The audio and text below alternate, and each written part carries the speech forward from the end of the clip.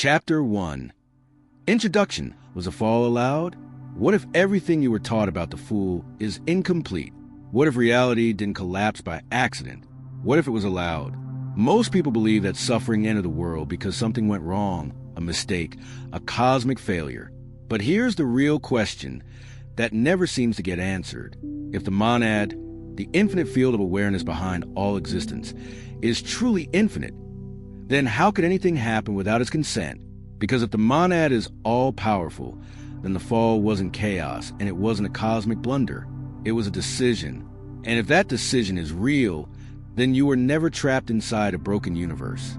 You were living inside a carefully designed descent. One, your soul consented to not to abandon the source but to experience separation, so remembering could become real. You were never thrown down to earth. You answer the call, and that changes everything. Most people never reach this point. They stay in surface spirituality, waiting to be rescued. But this is where the real work begins, because this isn't about comfort. It's about divine responsibility. You're not here because something happened to you. You're here because you chose a descent. In this video, we're not doing theology. We're not doing religion.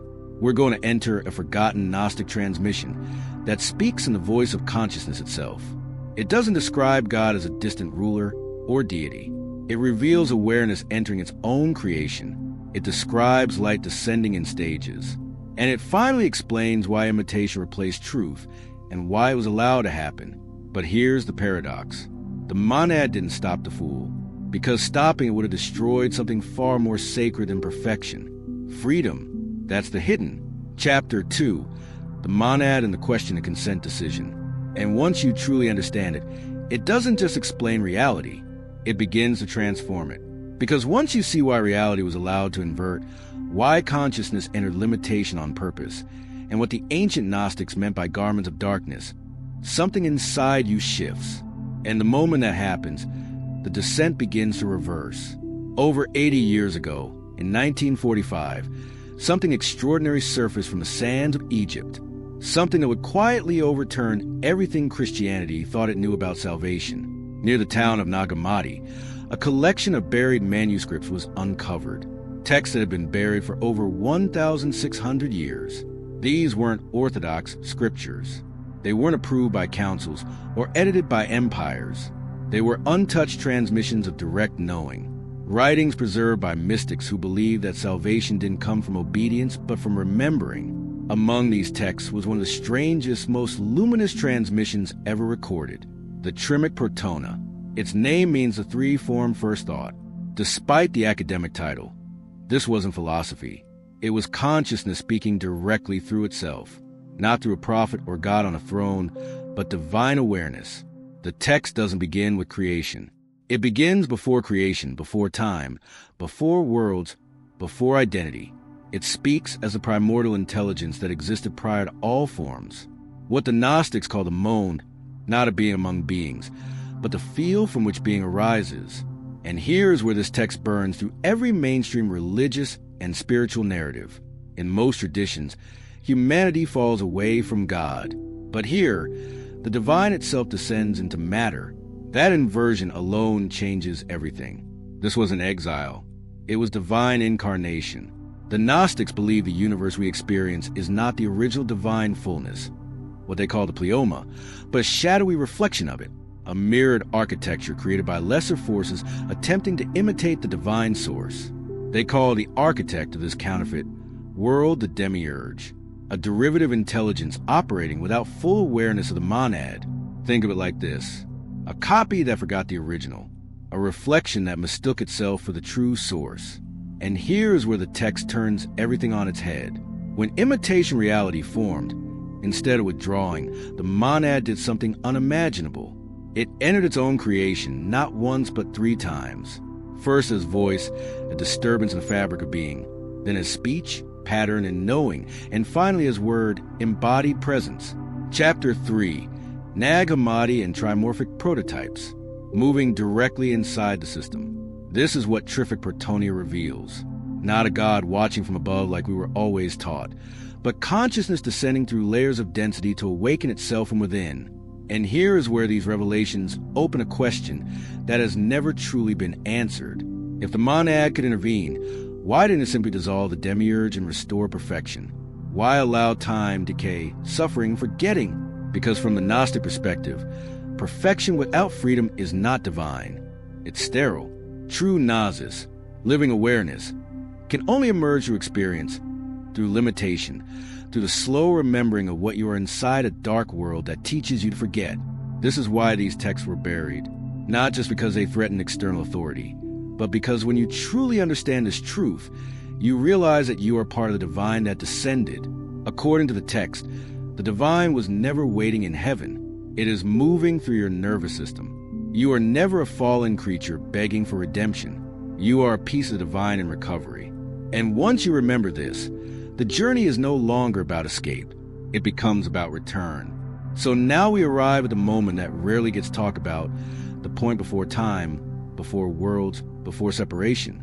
This is where most spiritual explanations become vague. They say things like it just happened or it was a cosmic accident. But the Gnostic transmission says something far more subversive. It says it was divine awareness, and that awareness chose not in the way humans choose with uncertainty or fear, but in the way infinity moves when it desires to know itself. The monad did not act from lack. It acted from fullness. This is difficult to grasp because we're trained to think in terms of problems and solutions. But the monad had no problem to fix. There was no enemy, no darkness, no demiurge, only boundless consciousness. And within that boundlessness arose a subtle impulse, a movement toward expression, toward experience, toward relationship. Imagine an endless ocean that has never felt a wave, a light that has never known the contrast of darkness. The hidden decision wasn't about creating a world. It was about allowing differentiation, allowing consciousness to meet itself through form. This is where Sophia enters the story not as a mistake, but as the first motion towards self-reflection. Chapter 4, Divine Descent versus Human Fall. Sophia represents wisdom attempting to perceive itself outside the wholeness of the manad, a reaching, a turning inward that becomes outward. And in that movement, something unprecedented occurs. Separation appears. What is known as the breach, not a moral fall, 8 minutes, 26 seconds but a metaphysical one. Awareness fragments, experiencing itself subjectively, and unity begins to echo. And from that echo arises a new intelligence, the Demiurge, forming reality from reflection rather than source. And here's the crucial detail most people miss. The Demiurge does not create from divine fullness. It creates from imitation. It builds a world using copied light, copied order, copied consciousness. That's why time exists, why decay exists, why identity feels heavy. This realm is not pure creation. It's a reconstruction of the pleioma, the original fullness of divine consciousness, a shadow architecture that mistakes itself for origin. And when this happens, when reality crystallizes into this inverted system, the monad does something extraordinary. It doesn't intervene with force. It doesn't collapse the structure. It doesn't erase the demiurge. Instead, it enters the system. This is the moment you come in, rather than destroying the counterfeit world. Consciousness chooses to experience it, to feel density and move through limitation.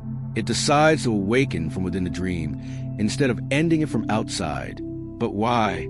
Because awareness that never forgets itself never truly knows itself. Only through contrast does recognition become real. How could you ever truly feel warmth if you had never known cold? How would light mean anything without darkness to reveal it? And how could you truly recognize freedom without first experiencing limitation? Only through descent does return become meaningful. Only through fragmentation can remembrance really emerge. The fall was never about punishment. It was about embodiment. The monad allows reality to form its inverted mirror so that consciousness can meet itself in form, so that awakening becomes lived, knowing becomes embodied, and return carries meaning instead of being automatic. This idea reframes everything you've ever been taught. You were never cast out of heaven. Heaven entered you. You were not abandoned in matter. Consciousness descended into your nervous system, into your breath, into your senses, into this moment. The breach wasn't the end of divine presence. It was the beginning of divine experience.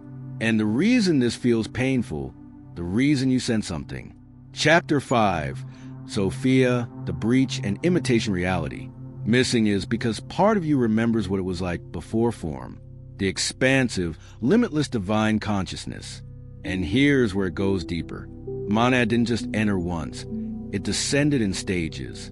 And once you understand why, you'll truly see that this wasn't something that happened back then. It's happening right now. This is where the story stops being abstract, because what happens next is a mythology. It's anatomy, not of the body, but of awakening. The ancient Gnostics taught that consciousness didn't enter this world all at once. It descended in stages. 3 movements, 3 frequencies, 3 ways awareness learns how to reach itself inside form. They called this the 3 descents. Voice, speech, and word. Not metaphor, but mechanism. The first descent is voice. Voice is not language. It's disturbance.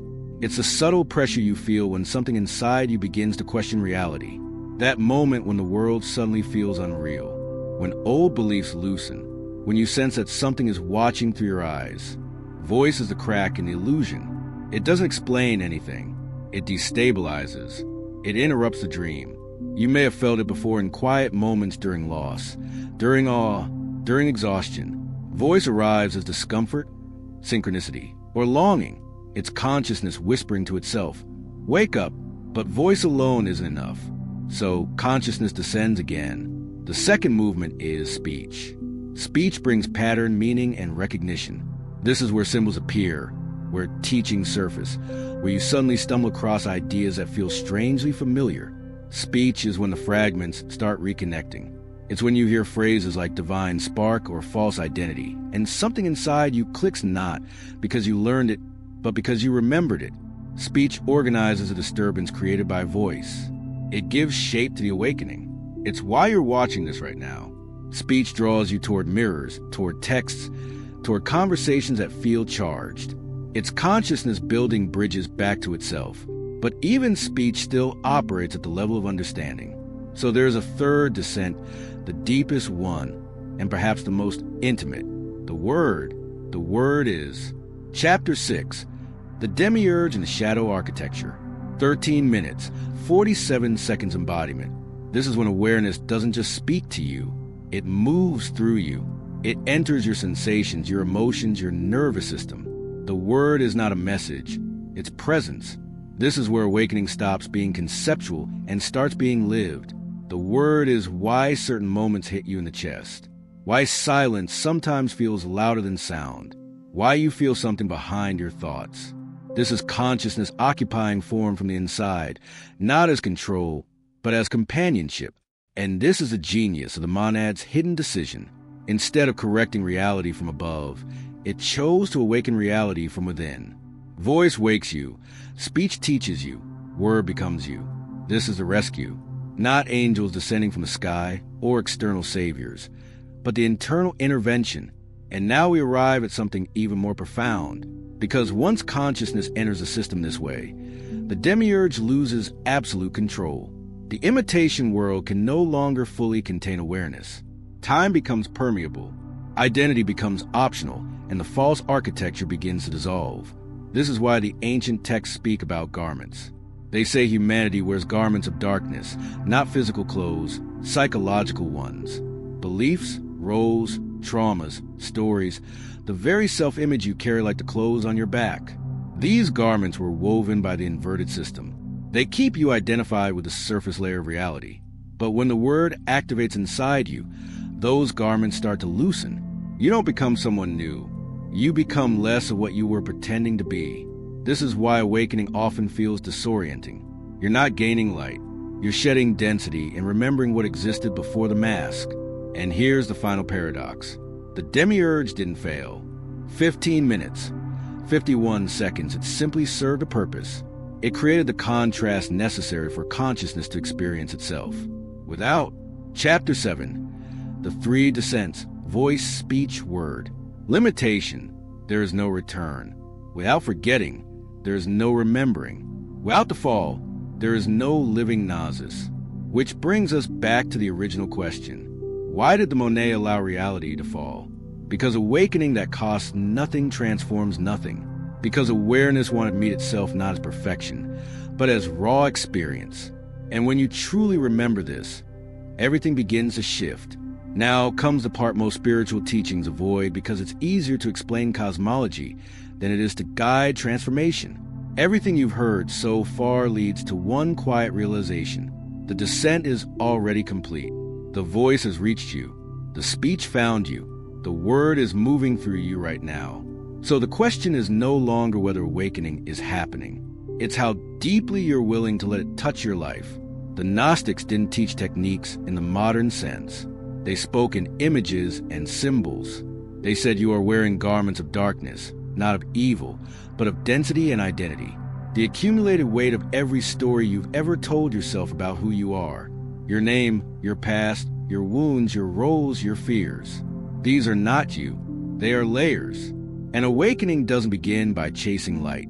It begins by noticing what you're wearing. Here's something simple but powerful, not a ritual, but a moment of attention. Ask yourself slowly, who am I when I'm not performing? Don't answer with words. Feel for the space underneath. Then ask, feel for the space underneath. Then ask, what am I still holding that no longer belongs to me? A belief, an identity. Let it surface without judgment. This is how garments loosen, not through force, but through recognition. The inverted world taught you to define yourself by what happened to you, but the monad teaches you to remember what was never touched. You don't escape the illusion by fighting it. You dissolve it by withdrawing identification. Chapter 8. Garments of Darkness and False Identity. Another way to practice this during your day, when something triggers you anger, fear. Pause and instead of reacting, ask inwardly, who is aware of this feeling? That single question creates space, and in that space the word speaks. The energy you would have given the Demiurge by reacting is retained. This is how you shift. This is living gnosis. Awareness recognizing itself in ordinary moments, in micro-remembrances. Moments when you choose consciousness over conditioning. You will notice something else as you do this. Reality starts to feel less solid. Old patterns weaken. Synchronicities increase. And you learn to respond instead of react. This is the architecture of return activating inside you. The Demiurge's world runs on unconsciousness, but the monad's runs on awareness. Every time you observe instead of identify, every time you release instead of cling, every time you choose presence over story, another garment falls away. You don't become spiritual, you become real. You don't ascend somewhere else. You descend back into yourself. This is what it means to be clothed in light, not glowing halos, but embodied clarity. A sense that whatever happens, you are anchored deeper than circumstance. You are not here to escape reality. You are here to remember it and master it. And the remembering doesn't begin tomorrow. It begins in the next breath. And if you want to go deeper, I've created a free ebook called Escaping the Illusion, a Gnostic guide to mastering reality, written as an inner guide to help you dissolve false identity and remember what was never truly lost. You can download it for free. The link is in the description. The fool wasn't a cosmic mistake. It wasn't divine abandonment or punishment for being human. It was a descent of Chapter 9, Living Gnosis, Awareness in Daily Life.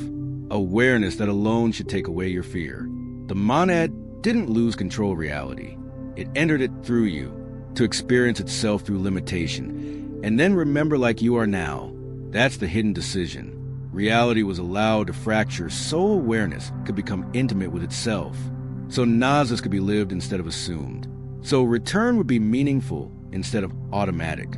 You were never meant to be a passive observer in this story. You are the continuation of it. The voice that disturbed the illusion still echoes in you. The speech that organized awakening still guides you. And the word, the embodied presence of consciousness, is moving through your breath, your sensations, and your awareness right now. You don't need to become something else. You don't need to ascend to another realm. You don't need to be told you're chosen. Every moment you notice instead of react, every time you loosen an old identity, every time you feel presence behind thought, another garment falls away, and slowly, quietly, the inversion begins to reverse. That's where the monad always intended it to begin. So, here's the real question to carry with you. If divine consciousness chooses to experience itself through you, what will you do with that? At Chapter 10, Clothed in Light, the return begins within. Knowing, will you still carry the same fears? Or will you start listening for the voice beneath the noise? Will you keep wearing the old stories? Or will you let yourself be clothed in light? Because remembrance doesn't arrive with certainty. It arrives with recognition. And if something in this teaching activates within you, don't forget to like this video and subscribe to the Gnostic Eye so you never miss our weekly uploads. And remember, you were never truly trapped. You were always in the middle of returning.